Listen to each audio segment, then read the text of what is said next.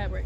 We're surrounded by it every day of our lives, from the clothes we wear to the sheets we sleep on every night.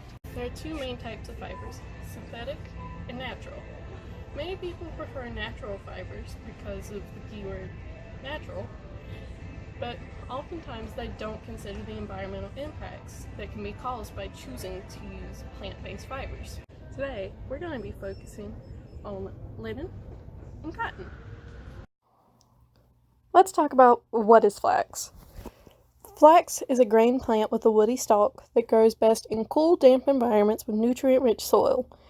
The fibers in the stalks make linen, the seeds and oil are edible, and the roots can be used for air filters or can be dished back into the ground for fertilizer. Cotton is grown for its fibrous seeds and grows best in subtropic climates with lots of water and heavy fertile soil. The fibers from the seeds make the fabric cotton we're all used to, and cottonseed oil can be used in food products.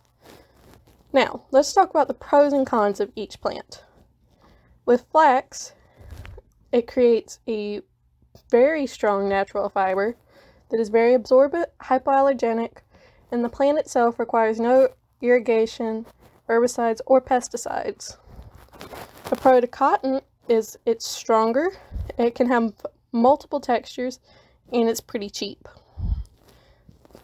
Next, we'll talk about the cons of both. Flax creates rougher fabrics that get softer over time, it's more expensive, and it requires more specialized equipment. Cotton needs irrigation, herbicides, and pesticides, and it requires more total equipment. When we start talking about the environmental factors of both, linen requires less watt hours as the primary energy consumption than cotton. Linen also requires less artificial irrigation water needed than cotton.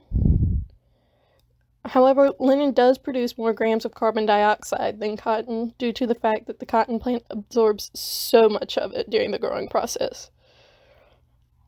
And the eutrophication potential for the shirts, both of them have milligrams of phosphate associated with them, but cotton has much more. This is caused by herbicides, pesticides, fertilizers, and such.